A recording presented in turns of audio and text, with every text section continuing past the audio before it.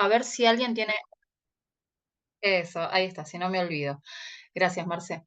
Buenas tardes a todos. Antes de empezar, quería saber si alguien tiene alguna consulta de lo que se vio el sábado pasado, si tiene alguna consulta con respecto a la alquimia, la espagiria o el simbolismo, o si simplemente quiere hacer un comentario, está abierto a que lo puedan hacer. Yami, ¿se puede hacer una lectura previa como hacemos con las otras? Marcela no puede hacer una lectura previa, cortica, Yo la un verdad resumen. no hicimos resumen de lo que vimos el sábado pasado. Voy A a partir, comentar así muy por encima. a partir de la semana que viene ya vamos a tener resumen, ¿sí?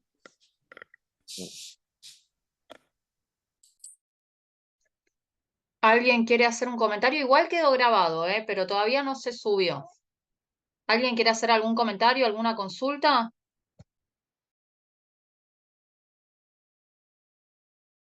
Bueno, lo que vimos un poco el sábado pasado, además del primer capítulo y la introducción, el prólogo, estuvimos viendo, los hermanos compartieron algunos alquimistas renombrados y estuvimos viendo algo de simbolismo y el por qué se expresa en alegoría o se expresaba en esa época en alegoría y se sigue expresando así por algunos alquimistas contemporáneos como Fulcanelli o Friedrich, que es el autor que estamos leyendo en este momento. Con respecto a eso, yo traje algunos textos que voy a compartir. Uno es sobre el fuego secreto, haciendo alusión al shot que compartí, al video que compartí con respecto a Gandalf, que lo habíamos visto el sábado pasado, y dice así: el fuego secreto consiste en un poder misterioso y divino, en el caso de esta versión de Tolkien, se le llama Ilúvatar, por el medio del cual tiene el poder de dar sustancia y vida al crear cosas nuevas. Con ella creó a los Ainur. Fíjense que es muy parecido lo que plantea Tolkien en el Silmarillion, es muy parecido al cosmogénesis, ¿no? Con ella creó a los Ainur y a su posterior visión de Ea, también llamado la llama imperecedera o espíritu creador, espíritu sagrado, y puede que la llama de Anor, que era la llama de Anor, el fuego oscuro, ¿no? Hay dos fuegos, ¿no? Está el fuego secreto, que es parte de la llama imperecedera, de Ilúvatar, y está el fuego del Balrog, como se llamó, la llama de Anor, que es el fuego oscuro, el fuego que viene de los infiernos, ¿no?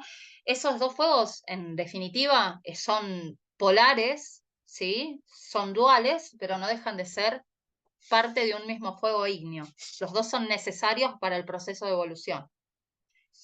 Y otra cosa que quería compartirles es unas frases de Heráclito, ¿no? El fuego es, en efecto, el elemento primero y el principio de todas las demás sustancias. Él es quien,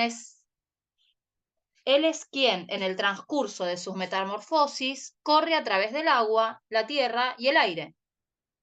Está presente en el ciclo de la materia, de la que reviste todas las formas. Y otra frase es: el mundo forma una unidad por sí mismo y no ha sido creado por ningún dios ni por ningún hombre, sino que ha sido, es y será eternamente un fuego vivo que se enciende y se apaga con arreglo a leyes. Bueno, acá no explica a qué se refiere con arreglo a leyes, pero suponemos que son estas leyes universales que corresponden a toda la sabiduría perenne de todas las culturas y todas las religiones, ¿no? Bueno, ¿alguien tiene alguna consulta?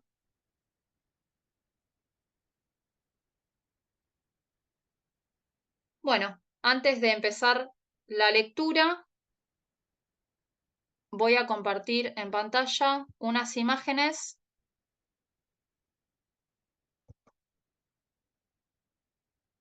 que son de Trismosin, del Esplendor Solis. Tal vez algunos lo conozcan, y si no, bueno, hoy lo van a conocer. Son ilustraciones o grabados bastante conocidos dentro del ambiente de la alquimia.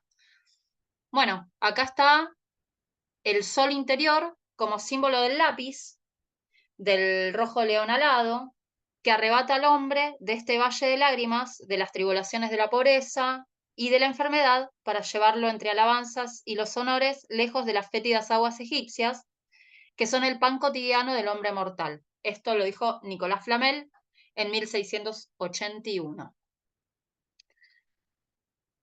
Y después tenemos, a ver si se llega a ver, ahí sí. El sol negro es el sol más exterior. Estos son los dos fuegos, ¿sí? El fuego interior, representando al fuego interior, y al fuego exterior. Que es lo que les decía hoy, el fuego secreto de los filósofos es el más elevado, y el otro fuego, el del Balrog, es ese fuego de los infiernos. El sol negro es el sol más exterior, cuyo fuego oscuro y devorador lleva todo lo material a la putrefacción. En el libro de la Santísima Trinidad se dice que Adán, culpable del pecado original, está hecho del fuego del sol negro. En la alquimia árabe, el sol negro o la sombra del sol simboliza las impurezas del oro vulgar que hay que purificar. Esto hace alusión también a las vasijas o a los clipot, ¿no? Cuando descienden las chispas o las emanaciones divinas. Estas chispas en la fricción, cuando descienden a Malhut, en la fricción, estas chispas de luz o de fuego empiezan a ser, se empiezan a pegar las escamas de la materia, o lo que se llama después la piel de la serpiente, ¿no? Las escamas de la serpiente, se empiezan a adherir las capas de piel y se convierten en vasijas contenedoras de las emanaciones divinas. Entonces, acá es donde les vuelvo a repetir que estos dos fuegos son parte de un mismo fuego ígneo y que también son necesarios para la alquimia, porque para poder descender necesitó una vasija contenedora, eh, hecha en este caso por escamas o clipot, como se le conoce en la cábala. Si alguien tiene alguna pregunta, no dude en abrir el micrófono y preguntar. Me haces pensar, Yami, como estamos hablando del Señor de los Anillos y de Barro, se dice que ese fuego también es inmortal. De hecho, se dice que ellos son inmortales, no pueden ser destruidos. Ahora, Claro, en ese sí. enfrentamiento que tienen ambos, no sé si tiene que ver algo con el proceso alquímico de la transformación de Gandalf Claro, pasa de en Gandalf el el gris blanco, a al blanco. Gandalf el blanco. Él ahí tiene, ¿Mm? él dice que piensa que muere, pero dice de ¿Mm? que se unió al cosmos, no sé si vieron la versión extendida, dice que se unió al cosmos, al universo, y pasaron miles de años, no había tiempo ahí.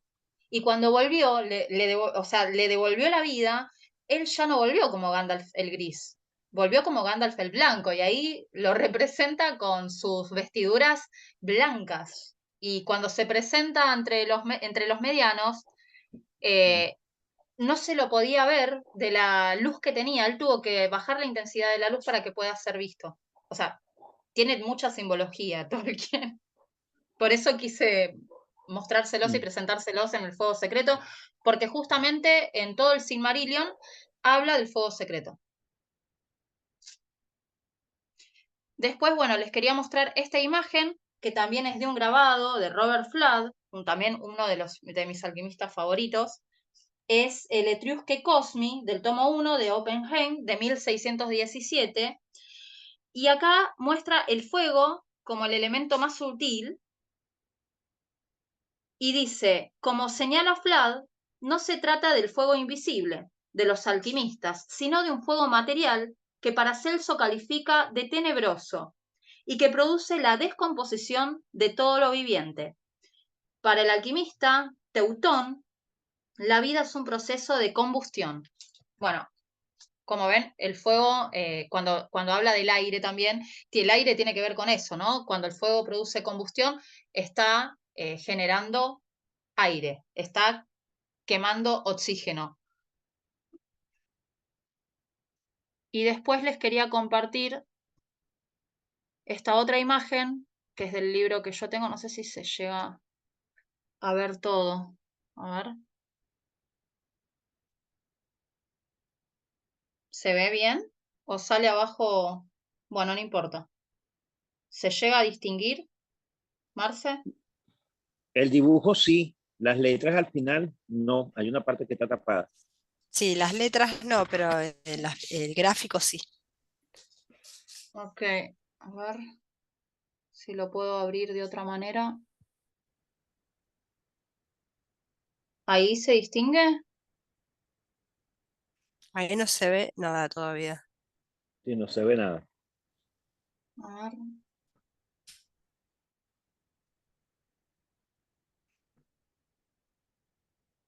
Estoy peleando acá con esto para que lo puedan ver. Bueno, lo voy a cerrar y lo voy a volver a abrir para que lo puedan distinguir.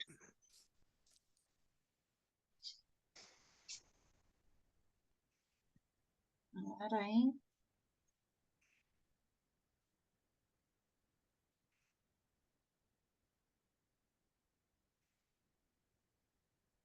Sigue sin poder verse, ¿no? Sigue sin verse la Las letra. letras, La- las letras no. ¿Es porque Bueno, vos a las ver. tenés todas en el escritorio? Ah, las No, porque figuras. yo la saqué le tomé una foto al libro que tengo yo. Ahí se los leo. Bueno, Dice, fíjense que están todos los símbolos alquímicos y también tiene que ver con los astros. El Ujú, fuego exterior, y ahí está el símbolo, el glifo del elemento fuego, en forma de angelote, conduce a la pareja alquímica de azufre y el mercurio al laberinto de la metamorfosis materiales. Su ujú, unión, que solo es posible con ayuda de la sal ígnea secreta, que provoca la reducción de los metales, tiene lugar en el templo central. La sal ígnea se mm, compone de amoníaco, sal tantárica y nitrato, que se aísla a partir del rocío divino. El asteroide de 6 puntas en la cúpula que ha nacido el niño filosófico. Esto es el León de Oro, Ámsterdam, 1676, un grabado bastante viejito. Bueno, a ver, les ah, quiero mostrar. Sí, decime, Jesús. ahí abajo está la figura de la Tierra, ¿no? Está la figura de las dos luminarias arriba. Sí, Está, ¿por qué la representación de las personas y el niño es un ángel? No se ve bien, es como es un sí, es cupido. como un cupido. Fíjense que acá Ajá. tiene mucha simbología. En esa época se usaba, por eso se le llama la gran obra, se usaba todo el arte completo, desde la filosofía hasta lo que es el arte escrito, el arte en pinturas, se usaba todo el arte para representar las alegorías. ¿Sí? Acá tiene que ver la música, hay otros elementos, ¿sí? Ujú, Astrología. Fíjese también que está el símbolo de la perfección, ujú, está está el arriba. sulfuro, el Ah, mercurio, está mm. Venus, está la Está sal, Venus. Ujú. la estrella de 5 puntas. Sí, hay varios elementos ahí. Ahora, lo interesante ya a mí es que ponen como figura central a las dos parejas, porque son las dos parejas, a Cupido apuntándole, hay dos vacas Sí, porque eso quiere decir la pareja, femenino-masculino, habla del ujú, sol y la luna. Siempre hace mm, representación al coito cósmico o la boda ujú, alquímica del sol y la luna. De ello, de la unidad del fuego ígneo, se desprende la polaridad de la naturaleza receptiva o femenina y la naturaleza masculina, ¿sí? mm, claro. Que es activa. Entonces siempre va a representar las dos parejas. Creo que por ahí tengo otra imagen que hace alusión a eso, pero no la encuentro. A ver si encuentro, porque tengo varias imágenes acá para compartir con respecto al fuego secreto. A ver si la encuentro.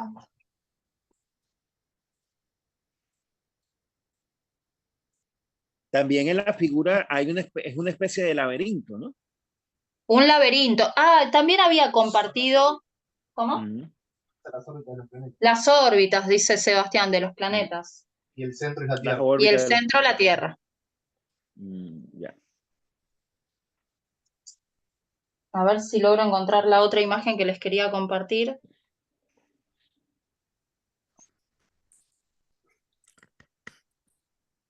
A ver.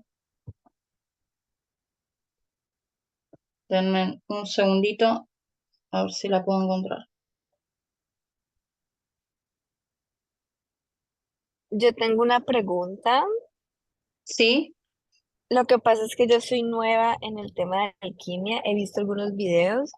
Yo hago tarot angelical, pero ajá, no es como lo mismo. Y también me voy a leer un libro de metafísica y etcétera. Pero entonces como que quisiera saber si se puede, de manera como muy coloquial y resumida, explicarme un poco qué es la alquimia.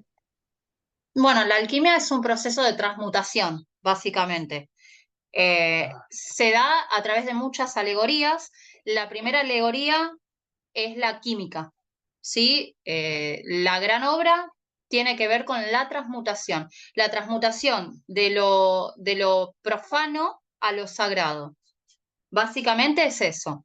Después viene la alegoría de la química o la química, como se la llama ahora, que es el proceso de transformación de la materia, en este caso, por ejemplo, la espagiria, que trabaja con las plantas, es la transformación de la materia vulgar a la materia sutil. No sé si contesté tu pregunta. ¿Yo puedo agregar algo? Sí. Desde una mirada espiritual, esa alquimia puede querer decir también la transmutación de una personalidad apegada a la materia, es decir, relacionada al plomo, a lo denso de la materia, en oro del espíritu. Eso es la alquimia también espiritual. Ok, como despegarse un poquito de las cosas materiales y hay algunos químicos que representan eso para entonces llegar al oro, a lo espiritual, a la transmutación, evolución, algo así. Sí, básicamente la alegoría de la química es el mercurio se utiliza o estirpa o extrae o vehiculiza el alma de la materia para sutilizarla. Esa materia queda en un estado de putrefacción, necesita pasar por el fuego, o el fuego, ahí se le llama fuego de los filósofos, viene la alegoría, necesita pasar esa materia que quedó sin alma, o ese cuerpo sin alma, o esa planta sin alma, hay que sutilizarlo también para volverlo a unir al alma sutilizada. Entonces viene el proceso de calcinación, ¿sí? Que se utiliza la materia, la pasa de un reino a otro, ¿sí? De reino vegetal a reino mineral, y la convierte en la sal, ¿sí? Ese cuerpo sin alma pasa a un estado más sutil para volver a incorporarse a la sutilización del alma. Entonces ahí se produce la unidad. Ok, ok. Listo, muchas gracias. Ahí ya voy como entendiendo un poquito de cosas. Bueno, y la última imagen que les quería mostrar era un cuádruple globo de fuego rige la obra. Dice, la de más abajo es la de Vulcano, la otra de Mercurio, la tercera de la Luna. El Sol se eleva en la de más arriba, que es el fuego de la naturaleza. Déjate llevar por esta cadena y que te lleve de la mano en el arte. El fuego elemental inferior, que es el alfa y el omega de la obra, penetra todos los demás y une, por su acción magnética, todos los elementos de la cadena. Cada fuego tiene en la obra su centro y su movimiento propio, actuando recíprocamente uno sobre el otro. El fuego lunar y el fuego mercurial son menstrua, potentes disolventes. Michael Mayer los llama dragones que devoran las serpientes de su propio género, que las activan y las transmutan. El fuego de arriba, fuego solar, representa el gran arcano, que para Celso llama claro fuego esencial, por oposición al oscuro fuego elemental. Este fuego es el agente creativo en la obra. Alexander de Bernus indica, en este sentido, el parentesco de los nombres latinos de sol y sal. Bueno, esto es de Michael Mayer, de Atalanta Fugiens, Oppenheim, 1618. Atalanta Fugiens es un libro de tratados de otro alquimista que se llama Michael Myers. Y por último, les comparto este grabado que dice: el ser alado y fabuloso representa el comienzo de la pulverización, la renovación filosofal. La espada y la flecha ilustran la intervención destructiva del fuego interior y exterior. La materia muerta es vivificada en la retorta por aqua permanens, mercurio, y destilada 12 veces. Bueno, esto que les mostré es para que ustedes lo tengan en cuenta, porque a medida que vayamos leyendo El Fuego Secreto, nos van a aparecer conceptos y los vamos a empezar a trabajar y los tenemos que empezar a incorporar. Enrique Choi, que tiene levantada la mano. ¿Querés hacer una pregunta? No, quería complementar esos gráficos. Por ejemplo, en este gráfico donde aparece el sol y la luna y el hijo, fíjense que en la Biblia habla de dos cosas que se tienen que saber, o sea, dos lumbreras, dice, uno para alumbrar el día y uno para alumbrar la noche, ¿no? Está haciendo referencia a lo que en la Cábala hebrea habla de la columna del rigor y de la columna de la misericordia. O sea, Brahman cuando proyecta el mundo y Brahman cuando duerme, ¿no? El hijo representa, digamos, ya lo supremo, ¿no? Cuando ya el Purusha o Brahman, digamos, no se produce, sino se accede a ese conocimiento de Purusha, ¿no? Del ser. Entonces, fíjense que en el último grabado habla de 12 transformaciones, creo, ¿no? Fíjense que en la Cábala hebrea son 12 céfiras, 10 céfiras manifiestos y 2 céfiras ocultos, ¿no? Y esa alegoría nuevamente se repite en la Biblia cuando dice que son 12.000 que se serán salvos, ¿no? 12.000 de las 12 tribus, habla de los 144.000 salvos, que es una metáfora que solamente se van a salvar aquellos que escalen hasta el último céfira, que es el Ein Sof, ¿no? O sea, ya el principio supremo, ¿no? Entonces, estos simbolismos están en todas partes, sino que pocos pueden escudriñar y bueno, ahí está, ¿no? La gran obra hay que trabajarla, ¿no? Gracias. Gracias, Enrique. Bueno, ahora sí voy a compartir para que comencemos la lectura. Yami, una pregunta. En la que hiciste anterior, la figura que estaba representando el fuego era una figura de un hombre alado con pata de animal y con Sí, cola de serpiente. sí. Ok. A ver, la estoy buscando, ahora se las voy a compartir para que la tengan ya. La voy a compartir en el grupo. Así si las quieren ir analizando y bueno, lo vamos viendo. Okay. Y en la otra era un águila era un águila lo que estaba allí en la figura, lo que estaba al lado. Sí, el águila representa también un elemento. Mm. Denme un segundito, que ahí se los paso. Acá está. ¿Lo mandaste por chat o lo mandaste por Sí, ahí lo el... mandé por el chat del Zoom, para que lo puedan seguir viendo y analizando. Después vamos a ir compartiendo igual información porque hay que ir investigando también. Estos grabados, no hay casi nada de estos grabados. También esa cadena de globos que representan los distintos fuegos, se habla en Aura Catena de Homero, que después bueno, ya conseguí el libro, no lo podía conseguir por ningún lado, conseguí una edición usada, pero ya me llegó. La tengo que ir a buscar y cuando la tenga lo voy a investigar y lo voy a compartir con ustedes para que podamos seguir trabajando sobre la cadena de los Ese sí, fuegos. esa cadena de fuego es de qué año, lo dijiste, aproximadamente. 1600, a ver, 1600 y pico, a ver, voy a volver. 1617 es un grabado de Robert Flood. Robert Flack. Sí, Robert Sí, Flood porque la hizo, tenés.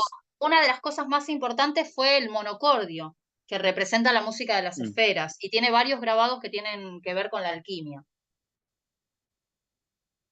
Interesante eso. También llama la atención que haya mencionado a Vulcano Sí, como forjador para esa época. Sí, Porque bueno, estaba en esa hablando del época ya Mercurio, lo el conocían Sol. a Vulcano como planeta esotérico. Sí, increíble, ¿no? Sí, sí. Bueno, ¿alguna consulta o algún aporte que quieran realizar antes de empezar la lectura? Cami, yo Sí, quisiera leer algo muy chiquito, por lo menos para la persona que preguntó qué es la alquimia, porque tal vez con estos conceptos que se está hablando recién en la segunda clase se puede sentir un poco perdida. Con, bueno, con- dale. con respecto, simplemente, ¿qué es la alquimia como trabajo interior del hombre, como alquimia espiritual, ¿no? Y acá hay unos conceptos muy básicos que dice así, del maestro Ivan Hoff, dice así, la alquimia y el trabajo espiritual. Dice, la piedra filosofal, el elixir de la vida inmortal, la panacea universal, el espejo mágico, la varita mágica, son 5 símbolos del trabajo que el discípulo debe realizar para ser digno de recibir la iniciación o para realizar la gran obra. Entonces da conceptos alquímicos de cada una de estas 5 definiciones. Dice, para saber lo que es la alquimia, ¿no? A nivel de trabajo interior, dice, cuando transforma sus pensamientos y sus sentimientos egoístas y mezquinos en pensamientos y sentimientos generosos y desinteresados, prepara la piedra filosofal, que transmuta los metales viles en oro. Cuando mediante una vida pura regenera las células de su organismo, destila el elixir de la vida inmortal. Cuando desprende a su alrededor la luz y el calor, trabaja con la panacea universal. Cuando ha aprendido a proyectarse hasta las regiones más elevadas del mundo espiritual, recibe mensajes del espacio y los objetos y los seres vienen a reflejarse en su alma como un espejo mágico. Y finalmente, cuando adquiere el pleno dominio de sí mismo, entra en posesión de la varita mágica que otorga todos los poderes. Son 5 conceptos que se refieren a la alquimia espiritual. Esto para la hermana que preguntó qué es la alquimia.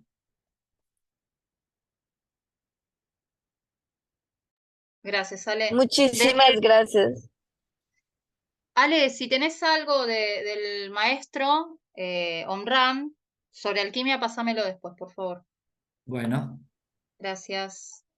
Bueno, ¿algún comentario más? ¿Alguna consulta? Bueno, ahí compartí en el chat otra imagen de un alquimista egipcio. Fíjense que está en el pecho, tiene el elemento fuego, y en la columna donde está haciendo su fuego sagrado, tiene el elemento del sol, el glifo del sol, y tiene los 2 ojos de Horus y el ojo de Ra, y tiene los elementos masónicos, ¿no? La escuadra y el compás. Es bastante interesante. Bueno, ¿alguna consulta más? ¿Algún comentario que quieran compartir?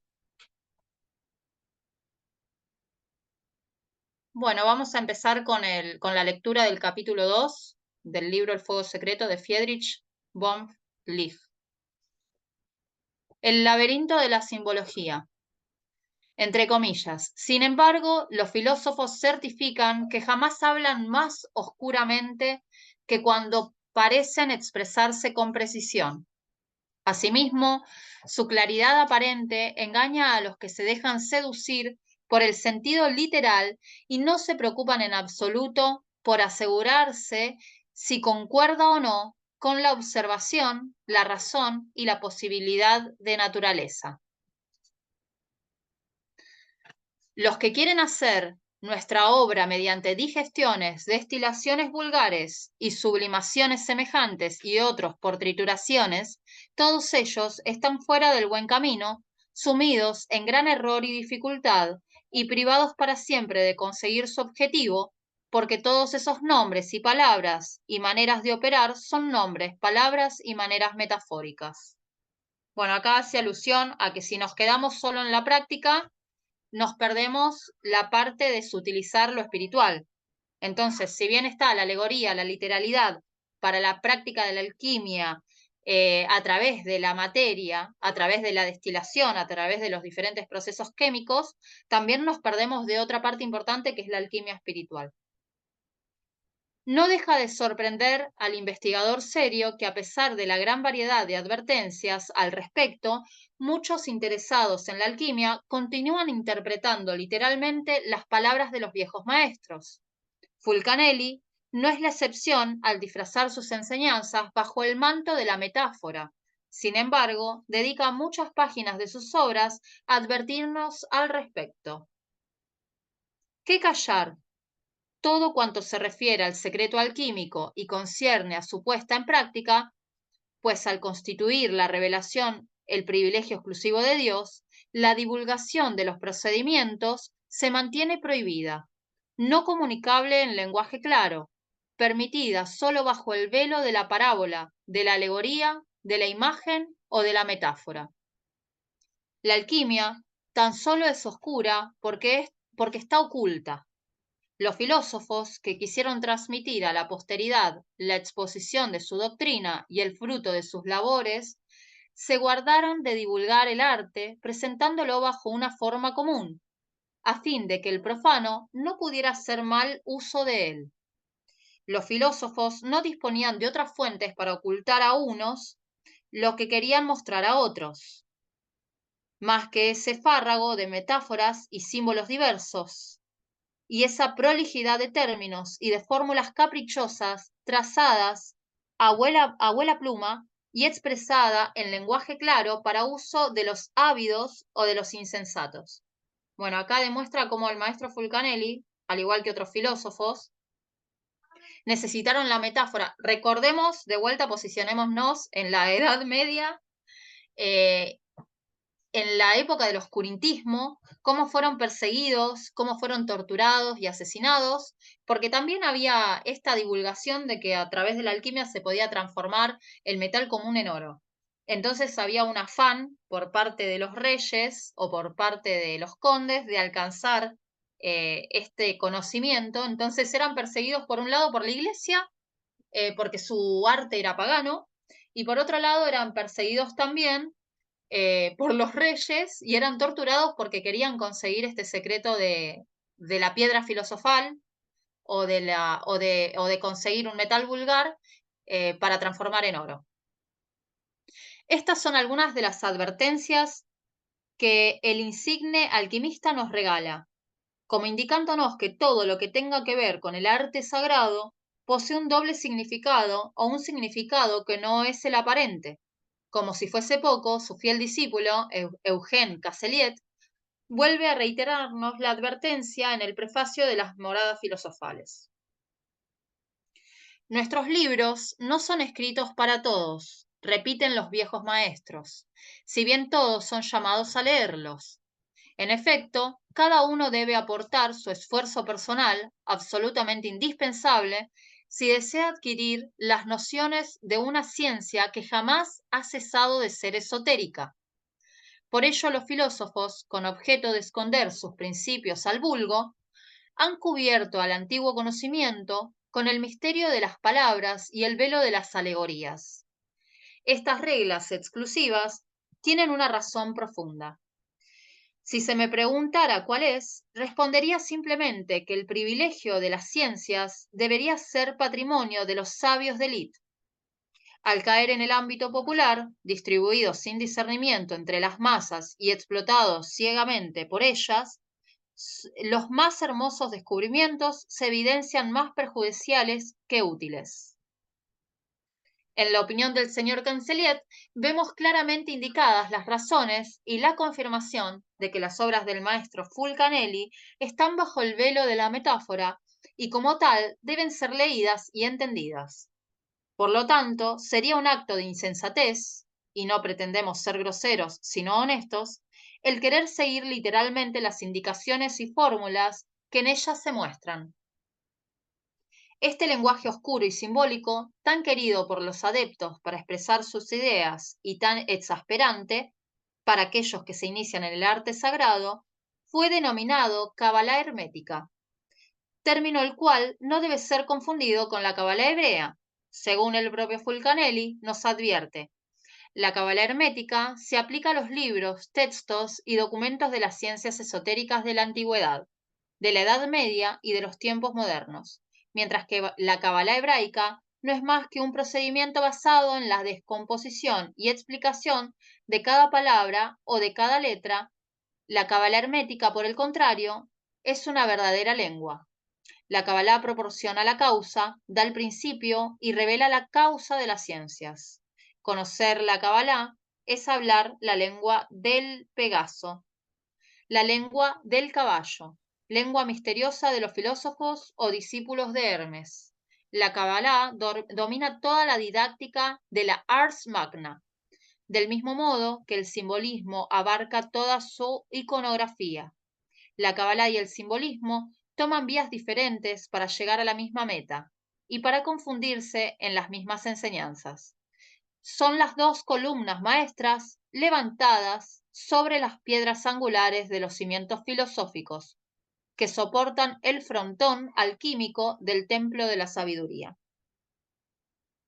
¿Hasta acá alguien quiere hacer algún comentario o añadir algún aporte? Sí, Yami, bueno, te iba a decir, es que la lectura a veces no se lee bien, pero es interesante lo que se está comentando de la diferenciación de la cábala hebrea a la cábala hermética. Pero ¿quién surge de quién? La cábala hebrea da como fue lo que dijo, para una mejor lectura de la parte hebrea, sí, más o menos creo que lo que entendí, mientras que la parte de la cábala hermética es para poder entender el proceso hermético que querían dar los sabios en esa época. Yo creo que acá él da. Hay diferentes tipos de cábala. Si se fijan, está la cábala que se escribe con K y con 2 B larga y H al final, que es la cábala hebrea, y está la cábala que se escribe con Q, que es la que usa la teurgia también y la que usa el simbolismo hermético. Yo creo que. Yo acá no estoy un poco de acuerdo con Fulcanelli. Pasa que la cábala hebrea también era ocultada al afuera de la comunidad. Entonces hay un montón de cosas a las cuales no se podían acceder. Entonces se queda, el resto conoce la superficialidad de la cábala hebraica. Para mí la cábala hebraica es mucho más rica de lo que se piensa y de lo que se conoce. Pero bueno, acá Fulcanelli hace una diferenciación, ¿no? La cábala hebrea también hay que recordar que no se puede desprender de la Torá, ¿sí? Y que no se puede desprender de las leyes de la Torá.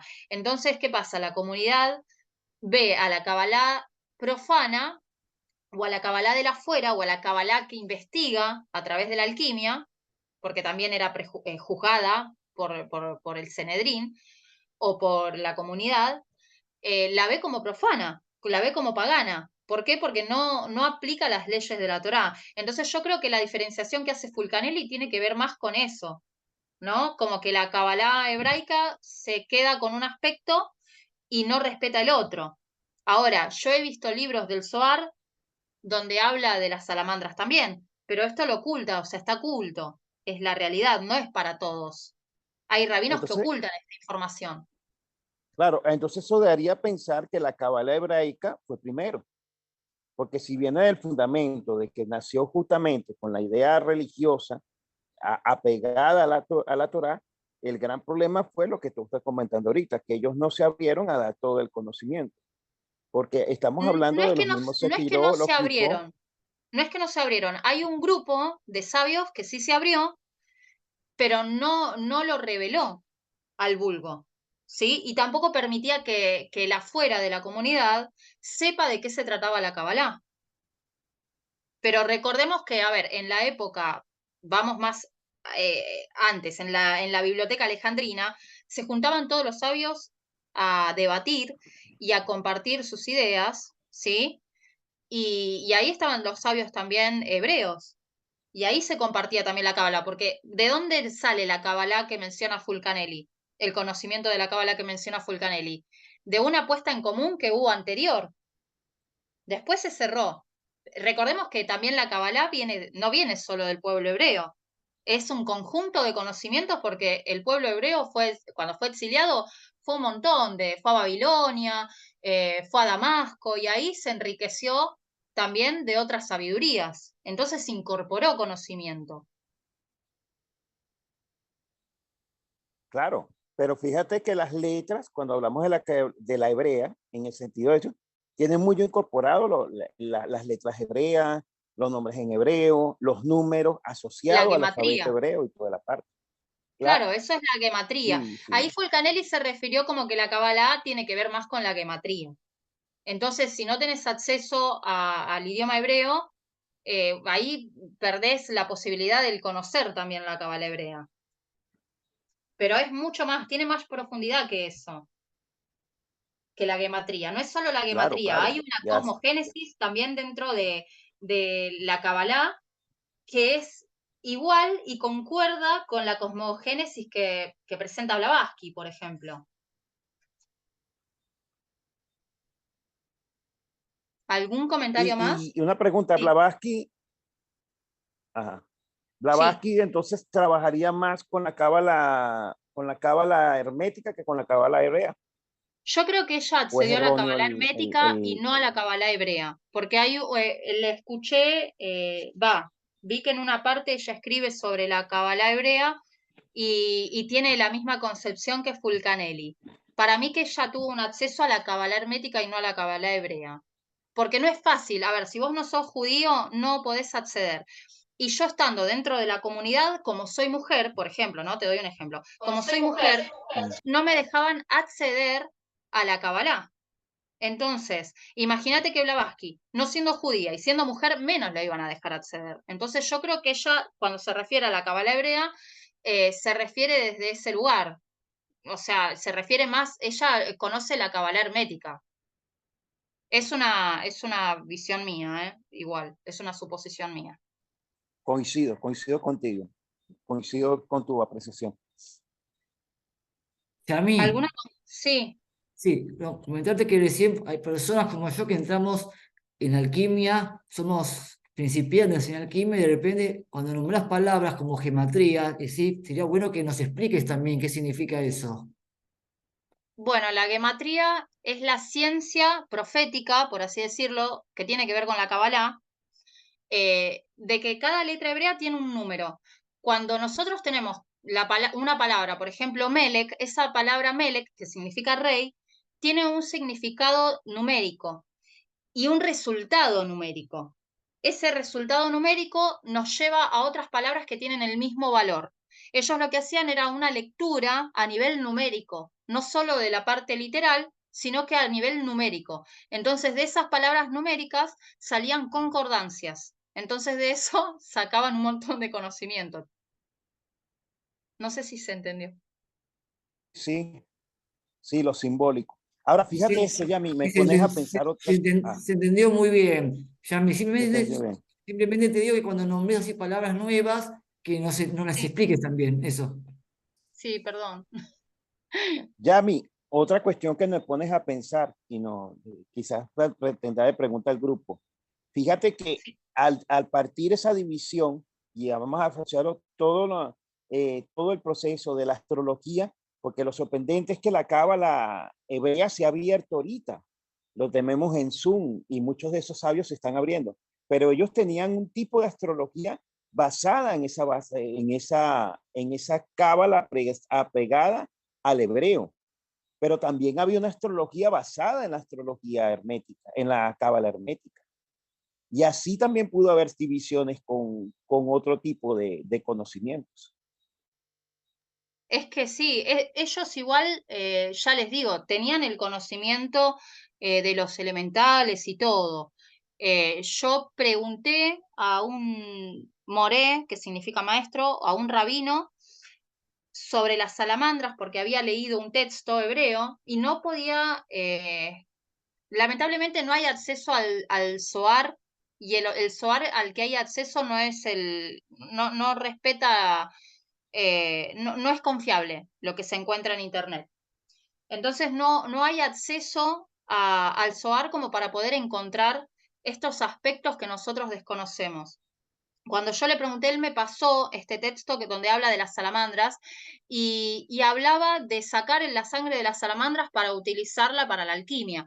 Ahora, yo no les puedo decir mucho más porque no me quisieron contar mucho más. La realidad es que ellos tienen el conocimiento, pero no se revela. No se revela al vulgo, no se revela al vulgo de la comunidad y no se revela fuera de la comunidad y no se revela a la mujer tampoco. Porque ya les digo, yo quise acceder y no me lo han permitido. Me han contestado algunas migajitas como para dejarme conforme y porque yo soy bastante insistente, pero no mucho más que eso. Wow, wow. Solamente por el hecho de ser mujer. Todavía tienen esa limitación, ¿no? Increíble. Y lo que es la ortodoxia, que tiene acceso a los tratados y tienen acceso a los libros sagrados, sí. Ahí sí pudiste entrar, sí pudiste acceder. No, no, muy poco, ya te digo. Aparte de los libros, no te los prestan, hay que comprarlos, son muchos tomos y son muy costosos también.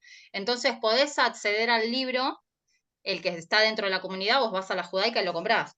El que está fuera de la comunidad no le permiten ni comprarlo, esa es la realidad. Pero no tenés tampoco la guía como para entenderlo y tenés que tener conocimiento de hebreo también para poder entenderlo, porque los conceptos que manejan son hebreos, no se traducen. A ver, una de las formas de esconder el conocimiento es ese, no traducir para que solo los que conocen el idioma puedan acceder al conocimiento. Una Qué bárbaro. pregunta, Sí. Yamila, ¿y por qué no la dejan a la mujer acceder a ese conocimiento? Dentro de la tradición se dice que la mujer no necesita conocerlo. Hay una cuestión de que tienen, a ver, la mujer, ellos tienen un dios fálico, ¿sí? Primero por empezar. Sí. Entonces es como que la mujer está más sometida al hombre. Eso es una cuestión tradicional, porque hay mujeres como Débora, por ejemplo, que ella era una sacerdotisa.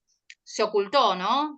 Cuando el Sanedrín empezó a formarse en la época de Ezra, ahí la mujer empezó a tener otro valor, pero anterior a eso había sacerdotisas.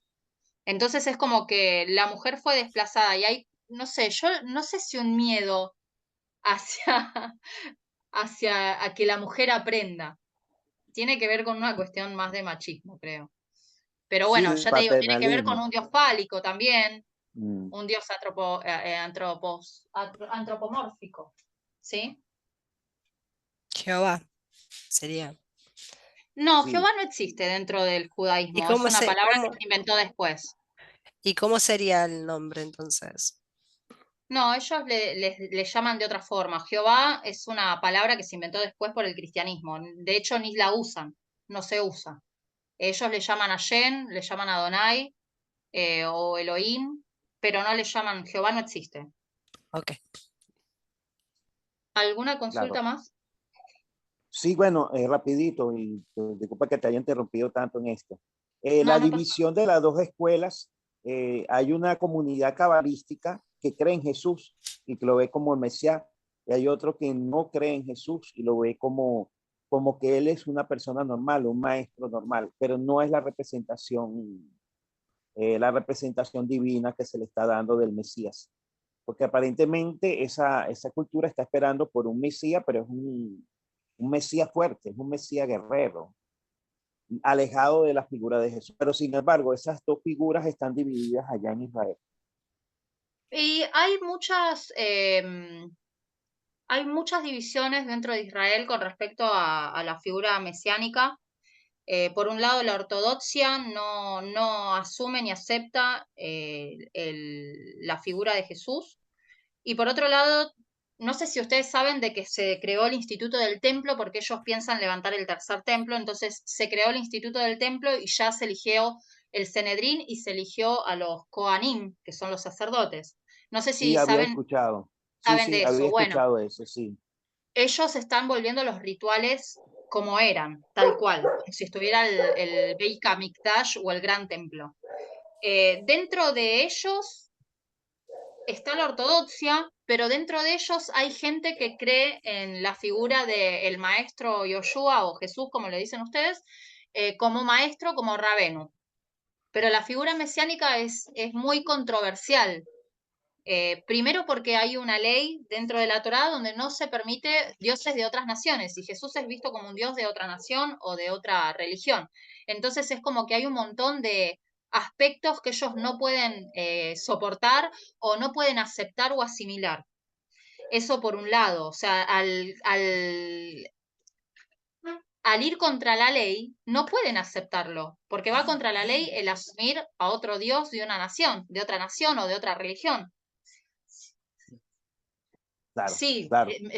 Sebas me dice, si era judío, sí, es judío, pero para el cristianismo, en el concilio de Nicea, fue hecho Dios, fue hecho Dios. Entonces, imagínate que fueron a Jerusalén y los exiliaron y los mataron, diciendo de que tenían que reconocer a Jesús como Dios. Entonces, eso iba en contra de la Torá.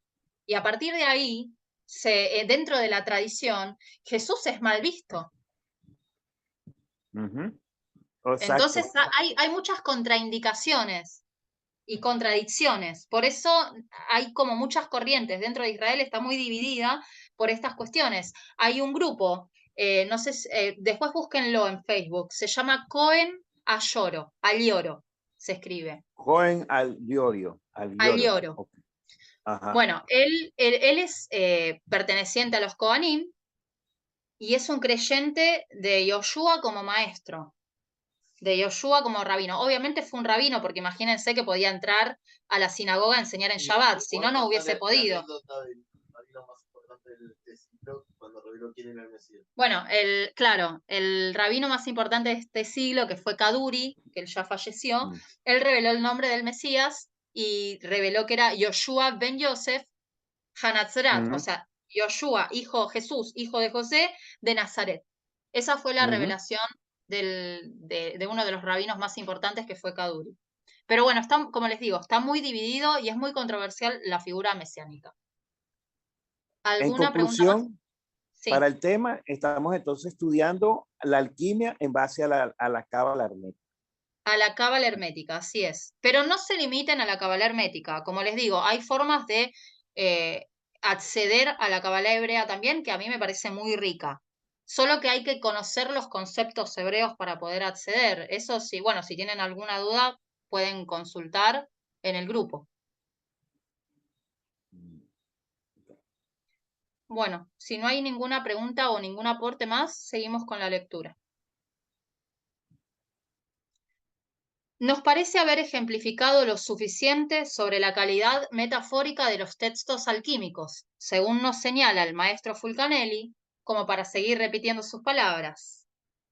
Sin embargo, tales advertencias, aunque bienvenidas, nos parecen innecesarias, pues a cualquier investigador serio y meticuloso se le hace patente que la alquimia hace referencia a algo más que a una simple técnica metalúrgica o química.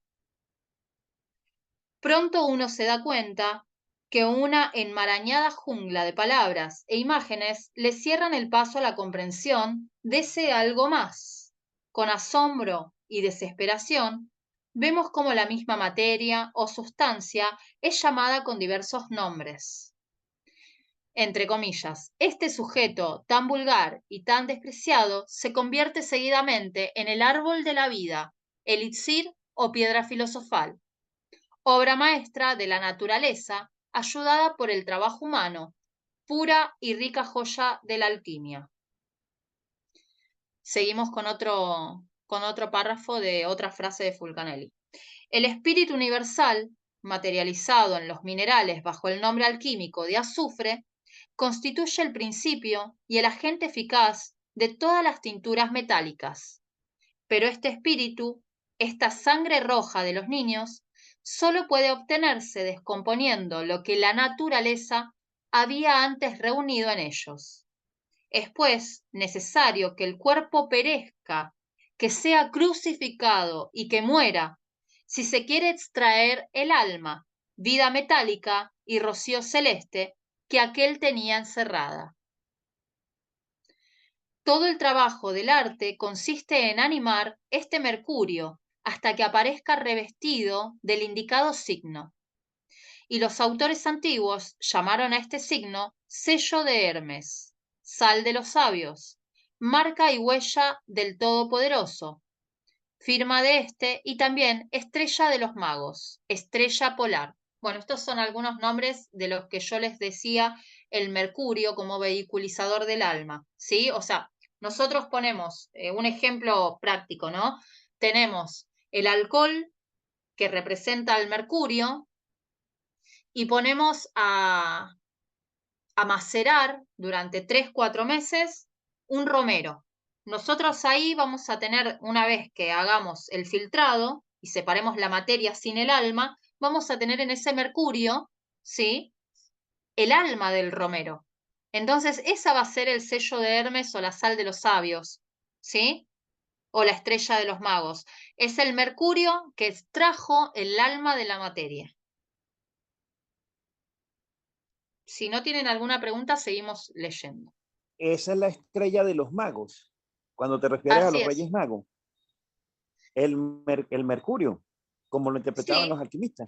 sí, puede ser una acepción de ello. La estrella de los magos.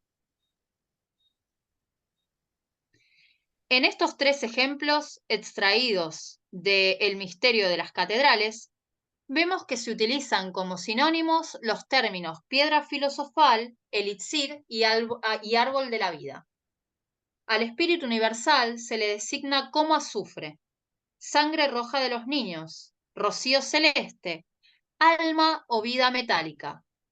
Y al signo que anuncia la madurez del mercurio se le baña de epítetos como sal de los sabios, sello de Hermes, estrella polar, estrella de los magos, firma del Todopoderoso. Pero esto no se queda así. A la disolución de la materia se le ha llamado negrura, occidente, tinieblas, eclipse, lepra, cabeza de cuervo, muerte, mortificación del mercurio. También se le dice nigredo, voy a agregar. Otros filósofos, no a gusto con estos términos y descripciones, han agregado los suyos. Calcinación, estén atentos a esto porque acá tiene que ver más con la química.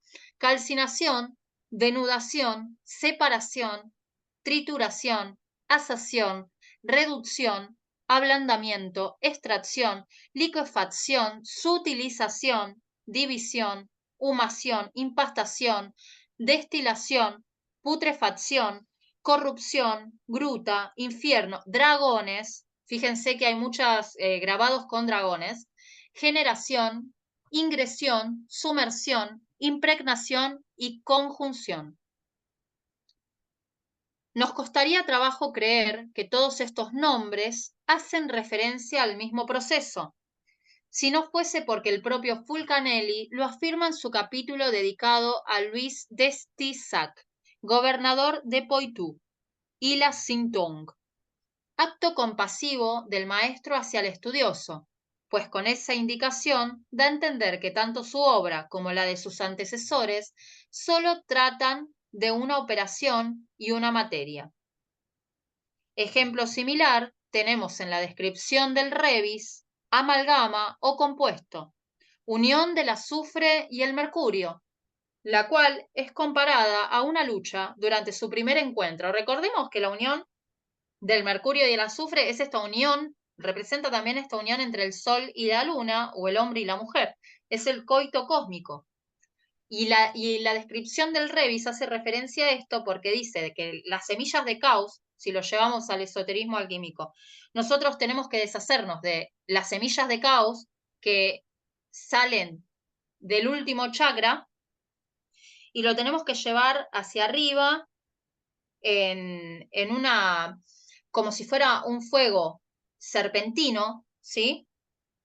Y arriba esa semilla de caos tiene que ser transformada mientras se va quemando en el revis. O sea, nosotros tenemos que sacar esas semillas de caos, esos clipot, y transformarlos en el revis, en el ser andrógino, que es lo que está diciendo acá. Y más arriba lo que habíamos visto es lo que yo les decía, la química tiene que ver con esto. La disolución es esa calcinación, esos procesos químicos. La trituración, la destilación. que es una forma alegórica de entrar en la alquimia espiritual. Ejemplo similar, bueno, esto ya lo leí. Este combate singular de los cuerpos químicos, cuya combinación produce el disolvente secreto, entre paréntesis, y el vaso de compuesto, ha dado tema a una gran cantidad de fábulas profanas y de alegorías religiosas. Escadmo clavando la serpiente en un roble, Apolo matando con sus flechas al monstruo Pitón y Jason matando al dragón de Colquida, Horus combatiendo al tifón del mito siriano, Hércules cortando las cabezas de la hidra y Perseo la de la gorgona, San Miguel San Jorge y San Marcelo abatiendo al dragón, copias cristianas de Perseo montado en el caballo Pegaso y matando al monstruo guardián de Andrómeda. Es también el combate de la zorra y el gallo, de la rémora y la salamandra, de Cyrano de Bergerac, de la serpiente roja y la serpiente verde. Bueno, hay un montón de alegorías que tienen que ver con esto. ¿Hay alguna pregunta hasta acá? Sí, bueno, imagínate que toda la alegoría de la parte media, hablando de la serpiente y de los dragones, tienen una condición baja, pues, de la materia baja o de aquello a que hay que pensar. Inclusive podemos trasladar esa alegoría a Miguel Arcángel, que cuando se Claro, habla que está cuando pisa el pisando la dragón. serpiente, cuando pisa el dragón. Claro. A Bueno, diferencia, este es el fuego oscuro del que hablábamos, ¿no? Que hay que sutilizar. O es la materia vulgar o profana que hay que sutilizar. y habló de Andrómeda como también, como la parte ahí, la constelación. A diferencia que estoy viendo aquí de chino, que los chinos le tienen una consideración sagrada al dragón. Nosotros le dimos una consideración de algo que hay que superarlo. En De cambio, algo que allá hay le que dan sublimar, tal cual. que hay que sublimarlo. Y Creo que creo que Fulcanelli las habla de la culturas, alquimia taoísta también, ¿eh? Después lo vamos a ir a ver más adelante. ok, y la parte indígena, que también creo que tiene una conexión con la parte china, con la serpiente emplumada, también tiene una característica sagrada. La De serpiente hecho, le dan emplumada consideración sería sagrada. ¿cómo era? ¿Cómo se llama? A ver si Ese me es podés. de Quetzalcóatl. Quetzalcóatl, Quetzalcóatl, ahí está. ajá, sí, Sí, Quetzalcóatl presente, la que cultura tiene, mexicana. así es. ajá. Ángel, háblanos de la cultura mexicana, háblanos de Quetzalcóatl, lo que conozca, La serpiente de la emplumada. serpiente. Claro, pues miren, esto tiene que ver con los aztecas y además está sincronizado con los templos que crearon para la ciudad. Estamos hablando antes de la conquista, claro. Y es increíble el fenómeno que se manifiesta en los equinoccios de primavera, tanto en la Ciudad de México como en Chichén Itzá, que está en Mérida y Cancún, entre esos dos lados, y Tulum también. Son zonas arqueológicas protegidas. Bueno, el fenómeno es que justamente a la entrada de la primavera se ve cómo por la pirámide va recorriendo la serpiente, y es increíble el efecto que da, el fenómeno, ¿no? Podría ser una situación de óptica, sí, pero es increíble ver lo exacto que fueron. Y pues bueno, se le atribuye también la cualidad del agua y del viento. Es Y es lo inmortal, es se inmortal. supone, sí, sí, sí, sí, pero no lo ven como algo de tributo, como algo que había que matarle gente. O sea, la ven como algo positivo, como un Dios que viene a bajar sabiduría, que los viene a visitar. Mm, Esa era mm. la situación con Quetzalcóatl. Pero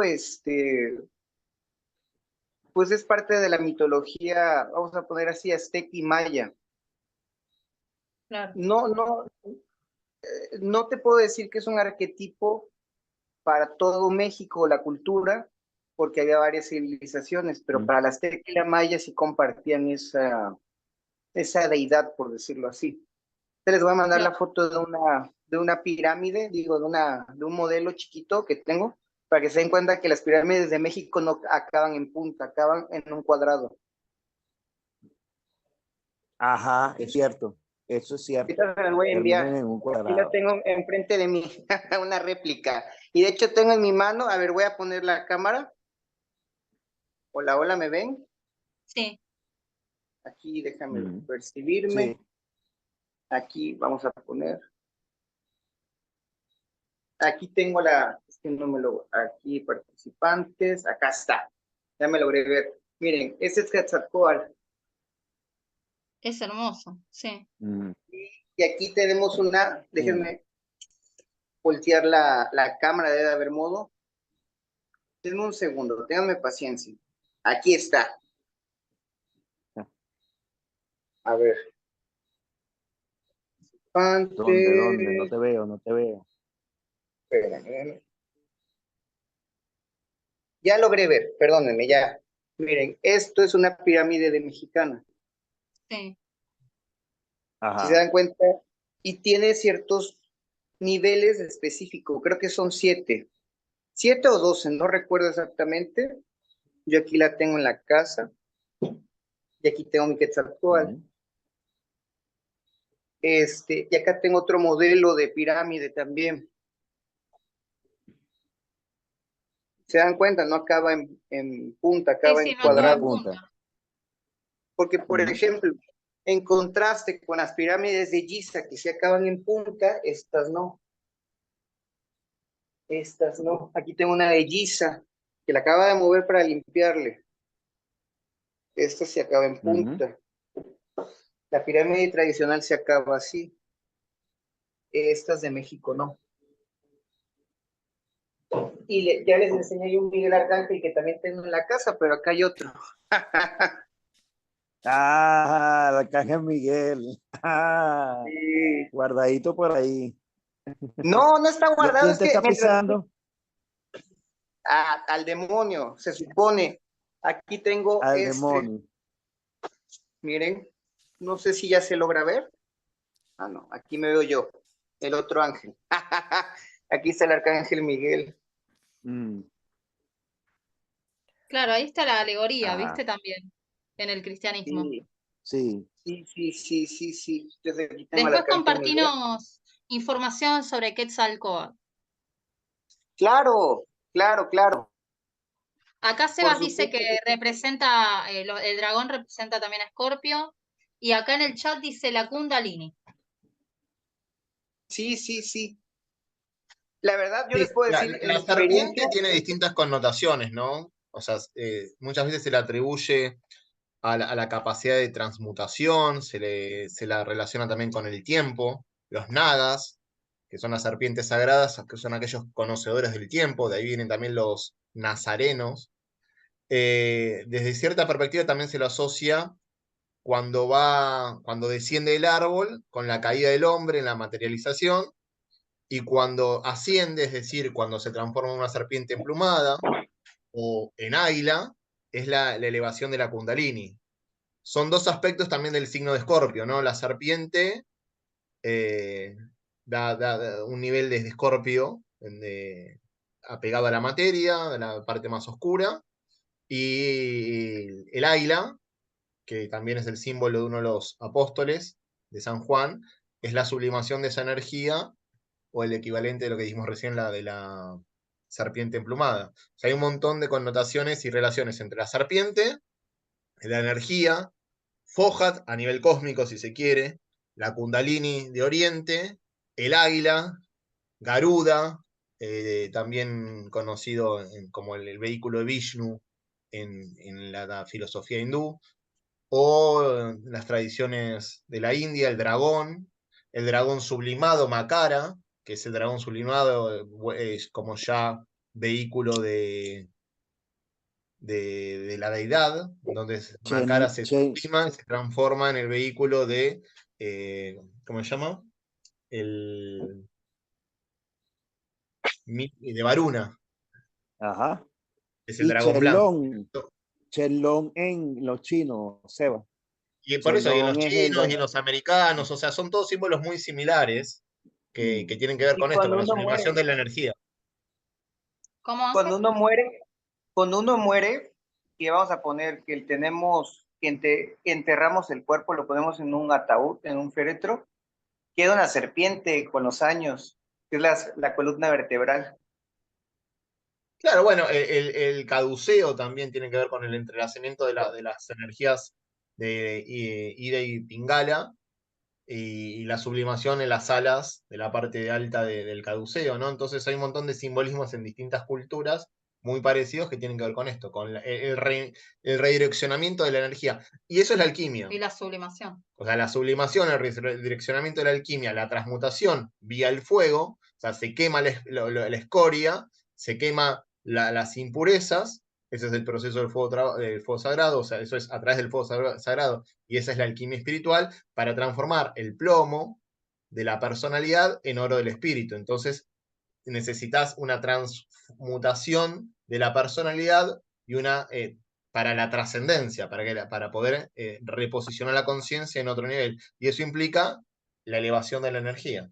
Ayer lo vimos desde los fuegos, ¿no? El fuego de fricción, de movimiento circular, que es la serpiente cuando recta, al fuego solar de movimiento en espiral ascendente, que es ese reposicionamiento de la conciencia a nivel del alma, al fuego eléctrico en lo alto de la cúspide de la cabeza, que es cuando se une la materia por intermedio del alma o la conciencia con el espíritu. Todo ese proceso es la transformación de la serpiente o la energía kundalini o el despertar de la energía kundalini. La serpiente en dragón blanco, la serpiente en águila, la serpiente en serpiente emplumada. Son todos los símbolos de la misma. Hay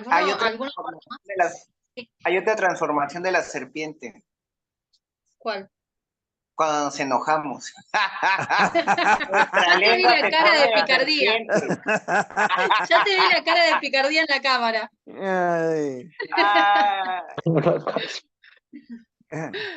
Bueno, ¿algún aporte más quieren sumar? Sí, Jesús. Habría que analizar el cambio en estos procesos alquímicos en la etapa media y dónde pasamos a darle una connotación satánica o demoníaca al concepto de la serpiente, quizás desde el cuento de Adán y de Eva. Pero y yo creo que eso también es una alegoría. O sea, la serpiente representa la sabiduría y recuerden que Moisés también había hecho a la serpiente en bronce, ¿no? Representando esta unión de Ida y Pingala, representando el concepto femenino-masculino, lo femenino receptivo como el aluminio y lo masculino como el cobre, ¿no? Esta boda alquímica.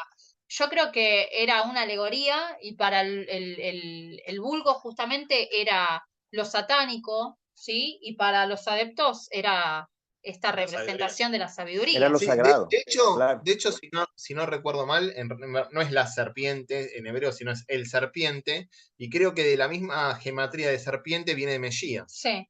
Entonces, ese es ese proceso de alquimia, ¿no? En donde la serpiente es transmutada para que el Cristo interno, el Mesías, despierte. Que tiene que ver con todo lo que recién veníamos explicando. Tiene el mismo valor numérico, ¿sí? En hebreo, serpiente. Y Mashiach o Mesías tiene el mismo valor numérico. Eso es alucinante. ¿Cuál es el valor, el valor hermético? ¿Lo tiene? La verdad que lo tendría que buscar. Después lo voy a buscar y se los paso. Después yo voy a compartir porque escribí sobre eso en mi libro, no me acuerdo exactamente los detalles, pero lo comparto porque es interesante. Lo voy a buscar y lo voy a compartir. ¿En el tomo 1 o en qué tomo? Ahora lo busco, no me acuerdo exactamente, tengo que buscarlo. Es que yo tengo el tomo 1 aquí impreso. Quería comentar algo, que la serpiente, pues definitivamente para ciertas culturas y ciertos simbolismos representa cosas diferentes, pero aquí en México nuestro escudo nacional tiene 3 colores y en medio un símbolo de un águila devorando a una serpiente, y es que se toma ese como símbolo patrio de la bandera porque los mexicas y aztecas tuvieron en profecía que tenían que fundar su ciudad donde estuviera un águila devorando una serpiente. Entonces encontraron casualmente eso en un lago y realmente a partir de esa pues profecía ahí se fundó la ciudad de de la Gran Tenochtitlan. Entonces es increíble que hoy en día es lo que es la capital del país, es la Ciudad de México. Wow, Fue por esa alegoría. wow, increíble. Porque la clave y la señal del sacerdote fue donde vean el águila devorando a la serpiente. Entonces, nuestro escudo nacional tiene 3 colores: verde, blanco y rojo, y en medio tiene el águila con la serpiente. El águila con la serpiente arriba de un nopal. De un nopal, correcto. Pero Wow. lo encontraron en un lago. Por eso la Ciudad de México está pues fundada en un lago, y por eso cuando tiembla les va muy mal. Perdón, ¿es en el lago de Texcoco? Yo también soy No.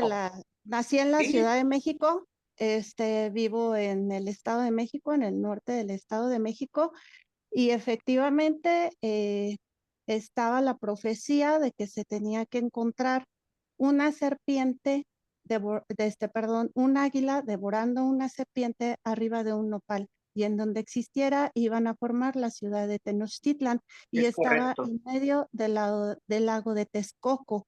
La Ciudad de México, como bien comentas, está fundada sobre el lago de Texcoco, por eso cuando tiembla, Correcto. pues está, digamos que sobre agua o sobre fango, y es cierto. un poco complicado ahí, ¿no? Es cierto. ¿Quién da esa predicción? Disculpen. ¿Quién dio la profecía?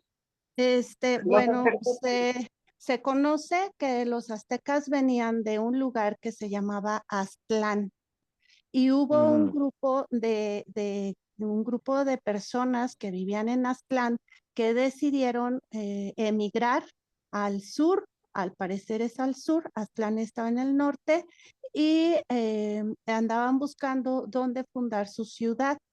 Y el sacerdote fue el que les dijo que la ciudad se fundaría, o se establecerían en donde estuviera el águila devorando la serpiente Pero fue un sacerdote Fue cristiano. una predicción, así es, una predicción de un sacerdote que pues yo venía en su comunidad, y que venía en este grupo de personas que emigraron de Aztlán.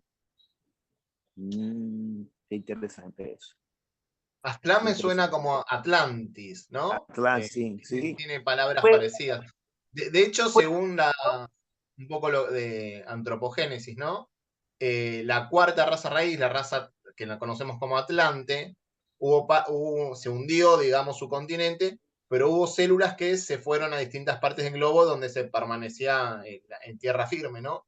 Y muchos de ellos fueron lo que nosotros conocemos hoy como la Tierra de América, y los mexicanos tienen que ver con los mexicanos antiguos, ¿no? Tienen que ver con esas células que escaparon del hundimiento de la Atlántida. Obviamente otros lugares del globo también, pero que tenían intercambio porque tienen, si ven, más allá de los detalles, los símbolos profundos, comparten los de México, en la India, en Egipto, o sea, tienen un mismo tronco, una misma raíz, y tienen que ver, haciendo la relación con el sonido que plantea acá la compañera, a mí me vino la idea es como células que sobrevivieron a la que nosotros conocemos como los atlantes, ¿no? De ahí Atlantes, no me parece tan distante.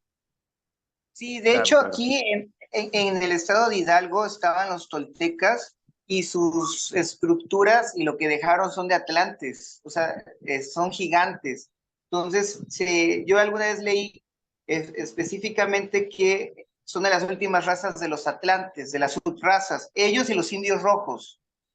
Sí, y aparte, fíjense que incluso las estructuras, las pirámides, en distintas Les voy a partes, mandar fotos, porque sí he ido. que además comparten también un cinturón, ¿no? Van a ver que las pirámides, sobre todo en el planeta, están en un mismo cinturón que atraviesa a toda la circunferencia del planeta. No están mucho más arriba ni mucho más abajo, sino que hay un cinturón en donde están la mayoría de las pirámides, y eso también hay un saber ahí, hay un conocimiento compartido, que se va a empezar, a mi criterio, a revelar cada vez más. Ya hay mucho que se fue diciendo, y en los próximos años mucha más información se va a revelar seguro. Acá hay una persona que quiere decir algo. Enrique, ¿vos querés comentar algo que levantaste la mano? Sí, bueno, quería hablar de la parte de la técnica, ¿no? O sea, por ejemplo, en el Vedanta hay los dos samadhis, ¿no? Que está haciendo referencia al conocimiento del sol y la luna, o sea, la parte dual de Brahman, o sea, la manifestación, y la parte unitaria de Brahman, ¿no? O sea, el sueño profundo de Brahman. En el budismo se vuelve a repetir estas dos técnicas, ¿no? Vipassana y Samatha. Pero ¿qué es lo que ha sucedido, no?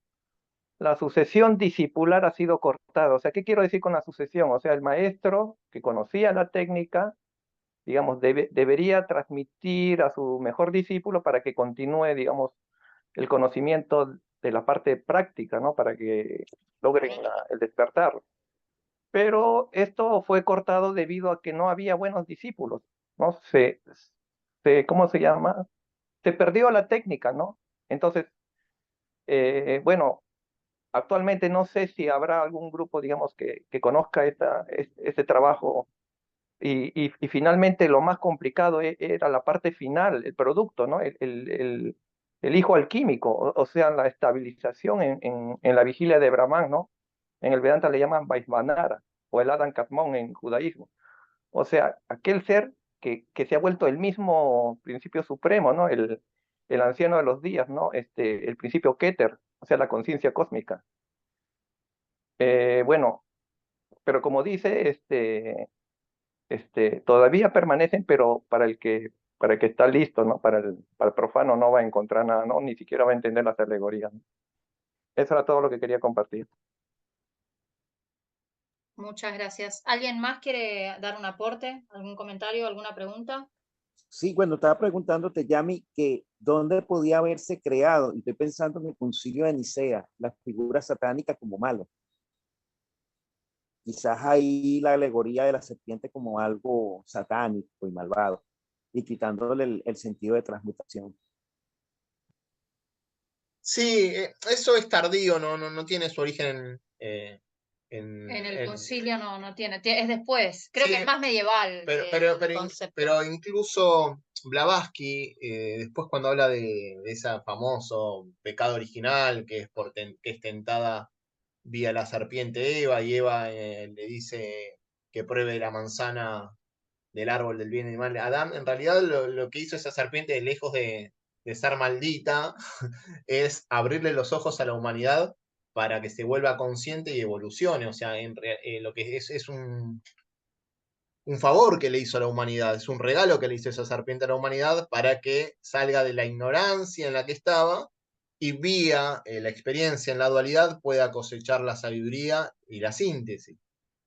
Así que tiene mala fama esta serpiente, pero en realidad fue un maestro que le permitió a la humanidad expandir su conciencia vía la experiencia material, ¿no? La experiencia de la encarnación. Yo diría que se la pusieron la mala fama, por conveniencia quizás. Obvio, fue una no. conveniencia, tal cual. Seguro. Toda una manipulación de los dogmas religiosos, de los que comandan a las distintas líneas religiosas, no espirituales, religiosas para inculcar miedo, manipulación y también por ignorancia propia al margen, ¿no? Por no conocer los símbolos. Creo que, Bueno, que a nivel de los sacerdotes, los que conocían profundamente deben saber eso. Creo que ellos dejaron que esa ignorancia se expandiera por algo. Ellos quisieron crear ese más parte de la teoría de crear el miedo y fue un para que el ser poco humano en la época la intención de esconder y también de crear miedo, también contención, también ceguera por una cuestión política, económica, religiosa.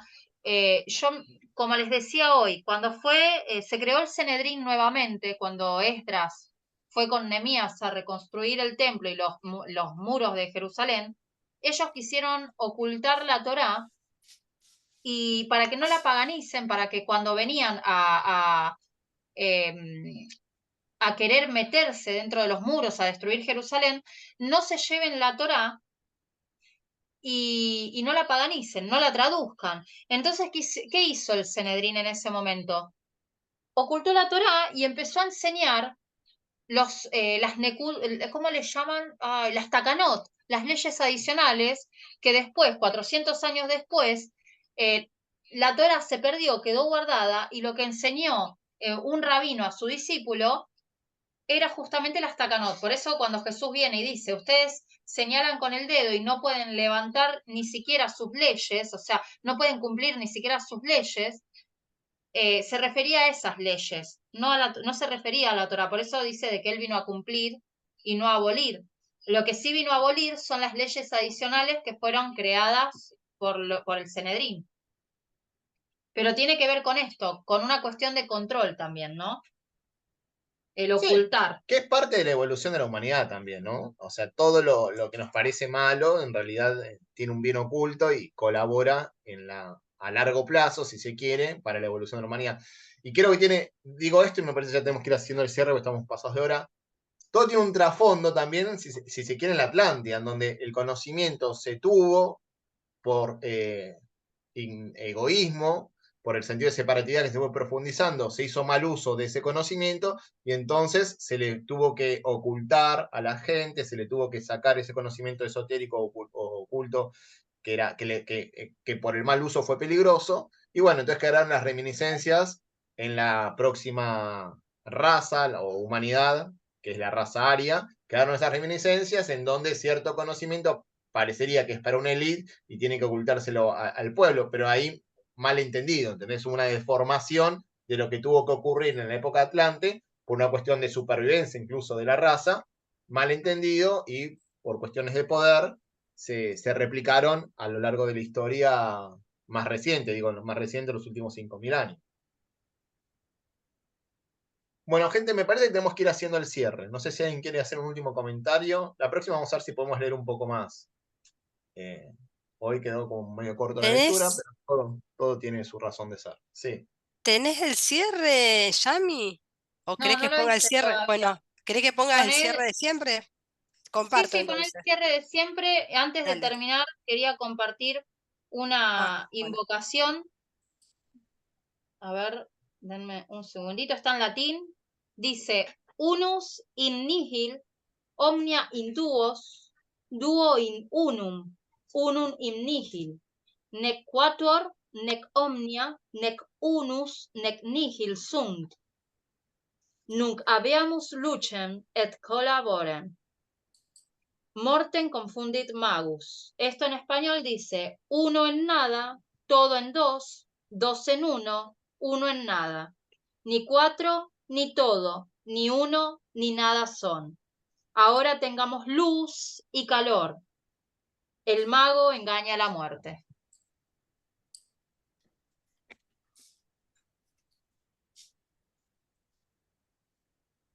Entonces se robó.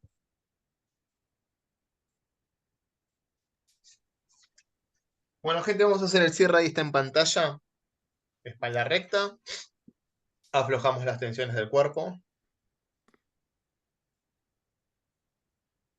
Realizamos una respiración lenta, suave, uniforme y profunda.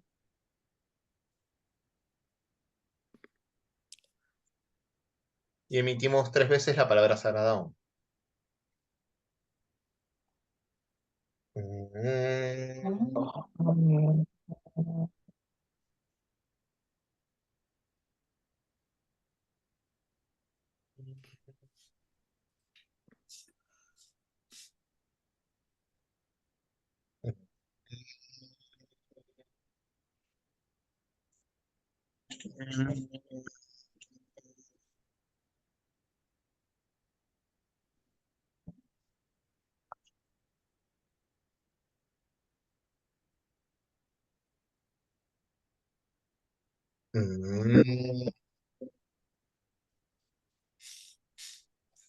Om.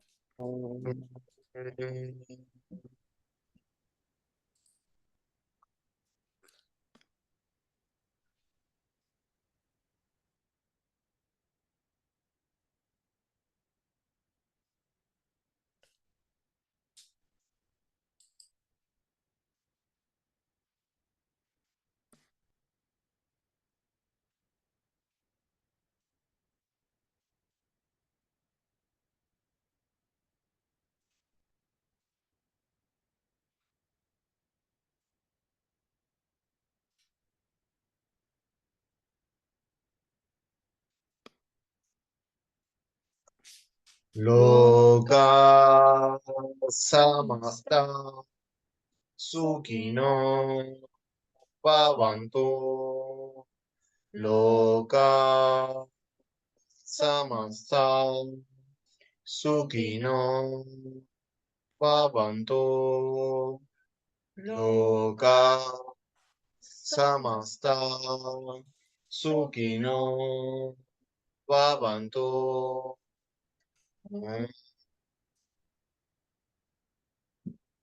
Shanti, shanti, shanti.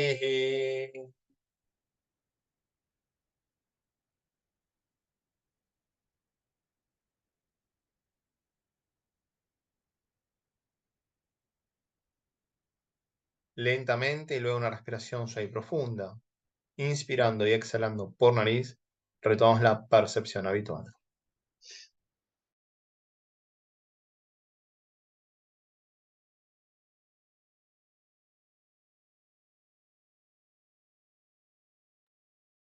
Bueno, muchas gracias a todos. Los esperamos el sábado próximo. Les recuerdo que hay otras actividades también, los lunes a las 20 horas, con introducción a la teosofía. Los miércoles con doctrina secreta cosmogénesis a las 20 horas. Los jueves con astrología esotérica a las 20 horas. Y los viernes, que es presencial y por Zoom, a las 19:30 de Argentina. Se comparten los links en los grupos. Yo ya les compartí el link en el chat del Zoom de cada grupo y se utiliza siempre igual el mismo link. Así que en ese horario, lunes, miércoles, jueves a las 20 horas y viernes a las 19:30 de Argentina. Sábados, 19 horas. Muchas gracias por participar.